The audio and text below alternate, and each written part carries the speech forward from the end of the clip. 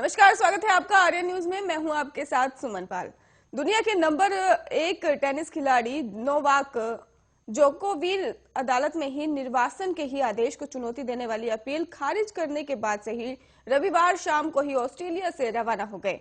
Federal court के ही 3 जजों ने ही रविवार को सर्बिया के ही 34 वर्षीय खिलाड़ी के वीजा को ही कोविड-19 के टीकाकरण नहीं कराने के कारण जनहित के आधार पर ही रद्द करने के आर्जन मंत्री एलेक्स हॉग के शुक्रवार को लिए फैसले को ही बरकरार रखा और इसके तुरंत बाद ही जोकोविच ने भी कहा कि वो इस फैसले से ही बहुत निराश है, लेकिन इसका सम्मान करते हैं।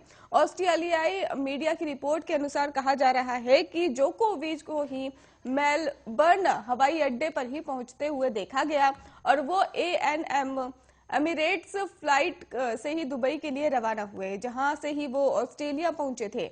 जोकोविच ने ही कहा कि मैं वीजा रद्द करने के मंत्री के फैसले की न्यायिक समीक्षा के लिए ही किए गए मेरे आवेदन को ही खारिज करने की अदालत के निर्णय से बेहद निराश हूं।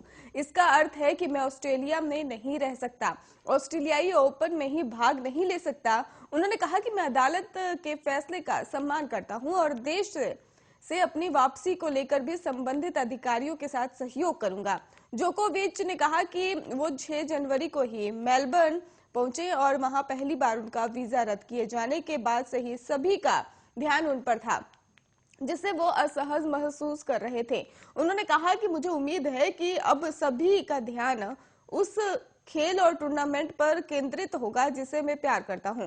टेनिस ऑस्ट्रेलिया ने कहा कि ये फेडरल कोर्ट के फैसले का सम्मान करता हूं और साथ ही कहा कि हम एक प्रतिस्पर्धी और रोमांचक ऑस्ट्रेलियाई ओपन 2022 के लिए तैयार हैं और सभी खिलाड़ियों को शुभकामनाएं देते हैं।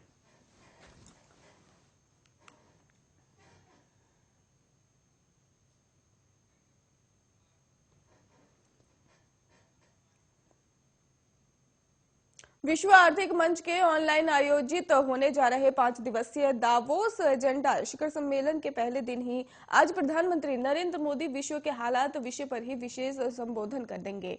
और आपको बता दें कि दावोस एजेंडा शिखर सम्मेलन का आयोजन लगातार दूसरे साल डिजिटल तरीके से हो रहा है और इस सम्मेलन के 2 वर्चुअल सत्र होंगे, जिनमें पहला कोविड-19 पर और दूसरा चौथी औद्योगिक क्रांति में ही औद्योगिक सहयोगी पर होगा।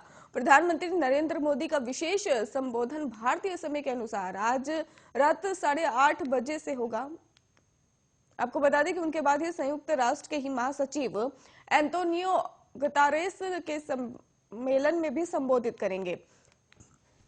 इजराइल के प्रधानमंत्री नफ्ताली बेनेट और जापान के प्रधानमंत्री किशिदा फूमियो का संबोधन मंगलवार को होगा। कार्यक्रम की घोषणा करते हुए डब्ल्यूएचओ ने कहा है कि दावोस एजेंडा 2022 ऐसा पहला वैश्विक मंच होगा जहां विश्व भर के ही महत्वपूर्ण नेता 2022 के लिए अपने दृष्टिकोण साझा करेंगे और इस कार्यक्रम का विषय विश्व के हालात है और डब्ल्यूएचओ को कोरोना वायरस महामारी के कारण सालाना बैठक का आयोजन रद्द करना पड़ा है और इस कार्यक्रम का विषय विश्व के हालात है और विश्व आर्थिक मंच के संस्थापक और कार्यकारी अध्यक्ष क्लॉस श्वाब ने ही कहा है कि हर कोई उम्मीद कर रहा है कि 2022 में ही कोविड-19 महामारी और इससे उत्पन्न संकट धीरे धीरे कम होने लगेगा। हालांकि जलवायु परिवर्तन समेत बड़ी वैश्विक चुनौतियां मुंह बाए खड़ी हैं।